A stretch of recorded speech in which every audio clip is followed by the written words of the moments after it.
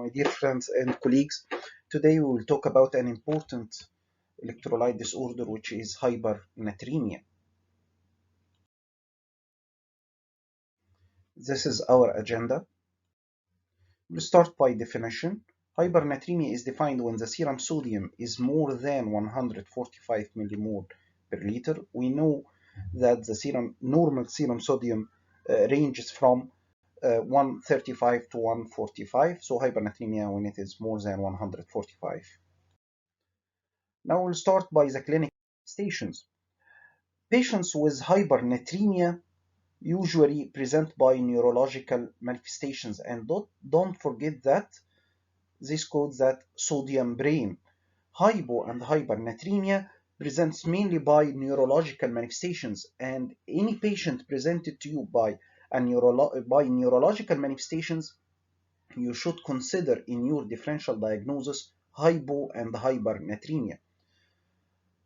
Hypernatremic patients can present by altered mental status or disturbed level of consciousness, lethargy, irritability, restlessness, and even convulsions, muscle twitches, hyperreflexia, and spasticity. They can also present by fever and GIT manifestations in the form of nausea and vomiting, and difficult breathing and intense thirst. But the main manifestations, don't forget, main manifestations are neurological manifestations. Who are at risk, or who are the risk groups to develop hypernatremia? The most important risk groups include infants and elderly populations due to the impaired thirst. In these groups, and they cannot know that they need water due to the impaired thirst sensation, so the sodium will be high. So infants and elderly have difficult thirst and at high risk to develop hypernatremia. Also hospitalized patients. Why? Because they can become hypernatremic due to hypertonic infusions, tube feedings, when they are taking osmotic diuretics, lactulose, and mechanical ventilations. And of course, polyuric patients and uncontrolled diabetes mellitus. These are the risk groups to develop hypernatremia. What about mortality? Does hypernatremia is a dangerous medical condition? Yes. In children, acute hypernatremia has a mortality range from 10 to 70%, and chronic hypernatremia in children has a mortality of 10%. What about in adults? In adults, acute hypernatremia mortality might reach up to 75% mortality in acute hypernatremia in adults. Also, chronic hypernatremia in adults has a high mortality, especially in patients with CKD.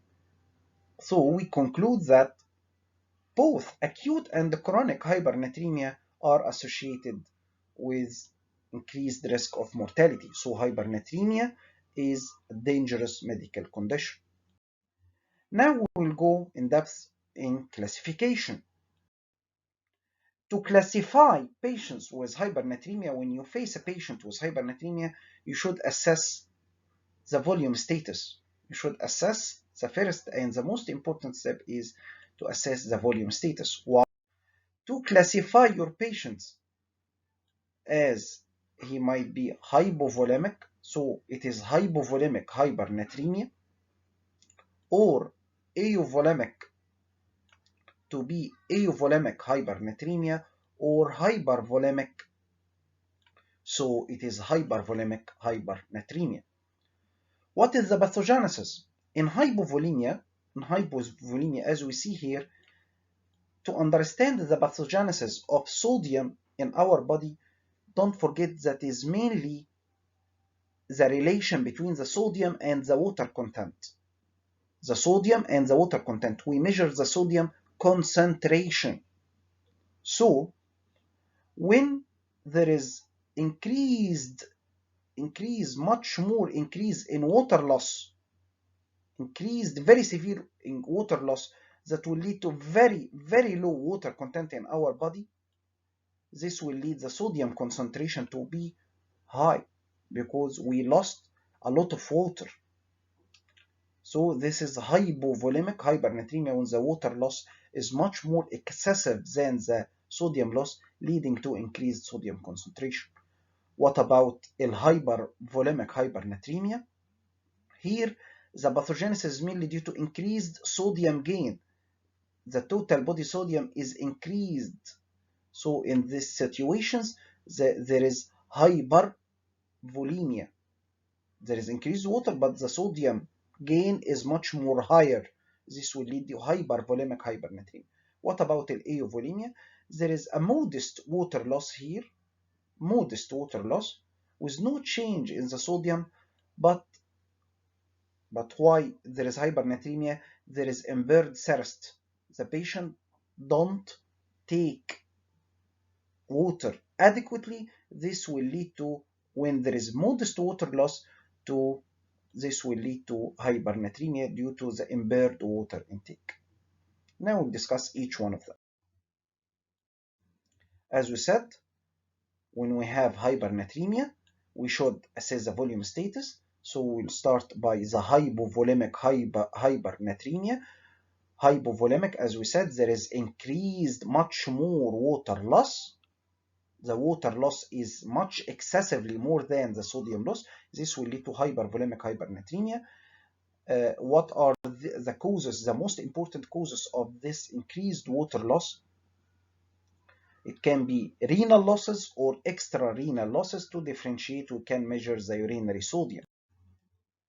As we see here, there is much more excessive water loss, and this water loss might be due to renal losses or extra-renal losses. In renal losses, the urinary sodium is more than 20 millimole per liter, and the most important causes, this is important, are osmotic diuretics, patients taking osmotic diuretics, or patients taking loop diuretics.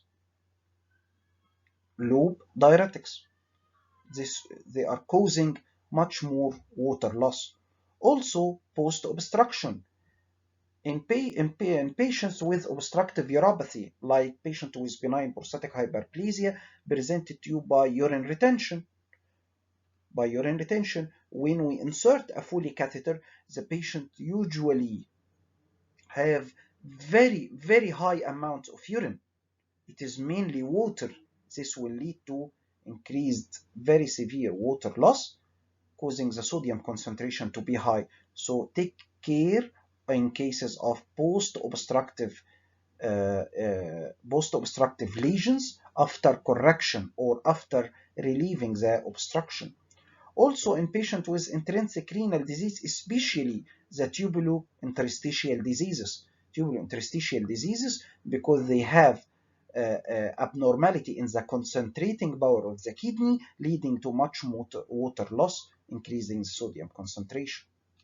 So the most important renal losses causing hypernatremia include osmotic and loop diuretics, post-obstructive uropathy, and tubulointerstitial disease. What are the extrarenal causes of increased water, especially excessive sweating, burns, diarrhea, and fistula? These conditions cause water loss in large amount, increasing the sodium concentration. What about hypervolemic hypernatremia? As we said here, in hypervolemic, there is the main abnormality is a sodium gain. The sodium gain is high. So what are the most important causes of hypervolemic hypernatremia? It includes hypertonic saline infusion, hypertonic saline in much excess, especially in correction of hyponatremia. Also hypertonic sodium bicarb, when it is given in a much more higher amount, giving sodium bicarb, for example, to correct the metabolic acidosis, it might cause hypernatremia. Also, in patient undergoing dialysis with high sodium concentration. Also, in cases of primary hyperaldosteronism and Cushing syndrome. In these conditions, there is increased aldosterone-like action. Aldosterone will cause sodium reabsorption, increasing the sodium content in our body. So in Conn's syndrome or primary hyperaldosteronism and Cushing and hypertonic saline, hypertonic sodium bicarb, and hypertonic dialysis, all of these there is increased sodium gain causing hypervolemic hypernatremia. The third one is the eovolemic hypernatremia. Here, as we said, there is mild water loss, but the abnormality in this condition, there is mild water loss, but the water intake is inadequate. So the patient will manifest by hypernatremia. What are the most important causes of eovolemic hypernatremia? This water loss might be to renal causes, and the most important is the diabetes insipidus, and we will discuss diabetes insipidus in details inshallah soon. Also, insensible losses, like in case of fever or increased respiratory secretions in respiratory and dermal losses. Now we'll discuss treatment in patient with hypernatremia, how to treat. As we said, according to the cause. If it is hypovolemic hypernatremia or eovolemic hypernatremia or hypervolemic hypernatremia. Hypovolemic hypernatremia, we have two conditions. We have hypovolemia due to the increased water loss. So we should correct the volume loss. We should give isotonic saline to correct the hypovolemia. And of course, we should treat the cause. Insulin in case of diabetic ketoacidosis, or the relief of obstruction, or to stop the osmotic diuretics, of course. And we should correct the volume deficit. And the most importantly, we should correct the water deficit. As we said, the abnormality here is much more water deficit. So as we're going to say in the next slide, we will correct the water deficit either by 5% dextrose or oral water. What about hypervolemic hypernatremia? Hypervolemia, we said that the abnormality here is excess sodium gain. We should remove sodium by stopping the offending agents, stopping the hypertonic saline or sodium bicarb. We should stop it. We can give furosemide, or we can do hemodialysis if needed for renal failure. What about eovolemic hypernatremia? As we said, we should correct the water deficit either by 5% dextrose or oral water. We said that the most important causes for eovolemic hypernatremia is diabetes insipidus. Diabetes insipidus is a disease due to abnormality in the function of the ADH, the antidiuretic hormone, or the vasopressin, arginine vasopressin. Diabetes insipidus, and this abnormality in ADH might be due to secretion, impaired secretion or defective secretion from brain, and it is called central diabetes insipidus. And of course, it will be treated by giving ADH or the vasopressin, because it is due to defective secretion. There is decreased amount of ADH, so we could correct by giving the vasopressin or desmopressin. Or it might be due to resistance to the action of the ADH or the vasopressin, and it is in the kidney because it acts in the kidney. It is called antidiuretic hormone, and this hormone will act in the kidney, in the collecting duct, to decrease the diuresis. It is called antidiuretic. It will decrease the urine. It will decrease the water loss. And if there is resistance in the kidney to the action of the antidiuretic hormone, it is called nephrogenic diabetes insipidus. And as I said before, we'll discuss diabetes insipidus sooner, inshallah. To treat central diabetes insipidus, we give the replacement of vasopressin or desmopressin. Nephrogenic diabetes insipidus, we should remove if it is due to drugs, we should stop the drugs. We can give thiazide diuretics or amiloride for the lithium-induced nephrogenic diabetes insipidus if it is due to lithium, and correct potassium and calcium because hypokalemia and hypercalcemia can cause nephrogenic diabetes insipidus. This slide is very important. In this slide, we'll talk about the correction of hypernatremia, how to correct. At first, the most important step is to treat the cause. What about the water deficit? As we said, the main abnormality is the water deficit. As we said before, we can give water or 5% dextrose.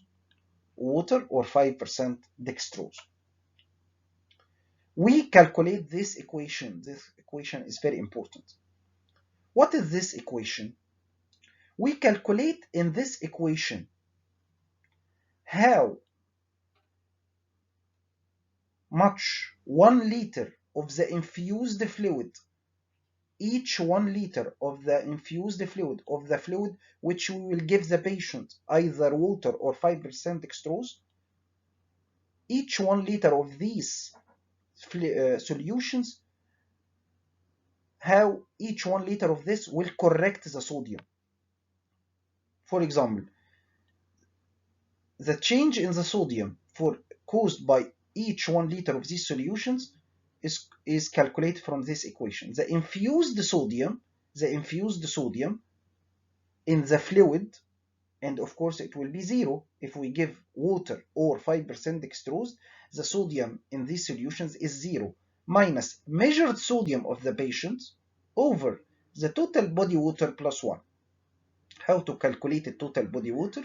It is 60% of the body weight in males and 50% of the body weight in females. But if in elderly population more than 65 years of age, it is total body water is 50% of weight of males and 45% in females. Now let's talk an example. We have 53 years old male patient with a 70 kilogram male having a sodium, present to us by a sodium of 170. Now let's get back to the equation.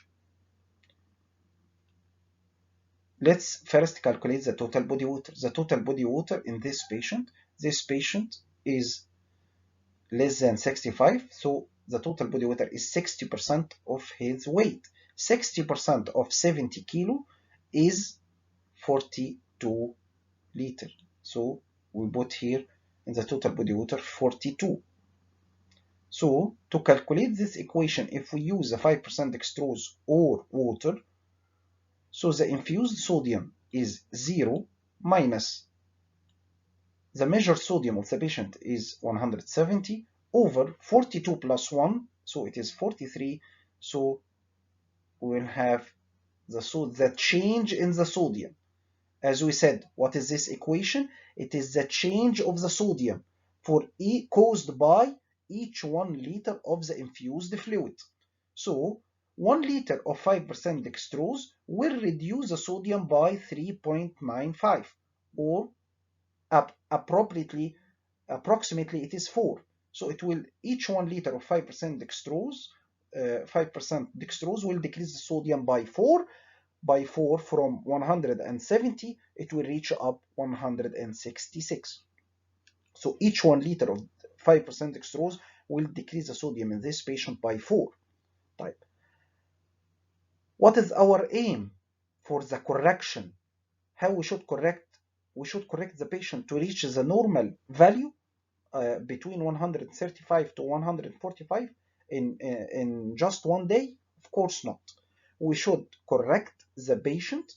We should treat the patient to cause a correction of about 10 to 12 millimole per liter per day.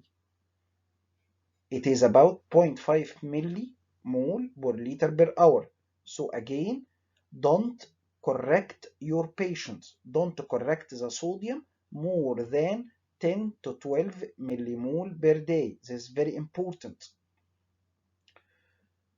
To go back to our example, if we said that 1 liter of 5% dextrose in this patient will decrease the sodium by 4. So we need about 3 liters to correct the sodium to 12. So 3 liters of 5% dextrose in this patient will decrease the sodium by 12 because each 1 liter will decrease the sodium by 4. So we need about 2.5 to 3 liters of 5% dextrose to correct the sodium between 10 to 12 millimole per day. As we said, the choice of the fluid might be water if the patient is oriented or through nasogastric tube, or we can use 5% dextrose if the patient cannot use the gut. This equation is very important and don't forget it. Rise in patient with hypernatremia, we should assess the volume status. Might be hypovolemic hypernatremia when there is much more water loss. This water loss might be due to renal loss, especially osmotic and loop diuretics, post-obstructive uropathy and interstitial renal disease, or this water loss might be due to extrarenal cause, especially excessive sweating, burns, diarrhea, and fistula, or patient might have eovolemic status with mild water loss, especially in cases of diabetes insipidus. That might be due to defect in the action or the secretion or the action of the antidiuretic hormone or vasopressin. It might be central or nephrogenic, or hypervolemic hypernatremia, which is mainly due to increased sodium gain, especially in case of hypertonic saline or hypertonic sodium bicarb, or in case of primary hyperaldosteronism or Cushing. This is our sources, and thank you.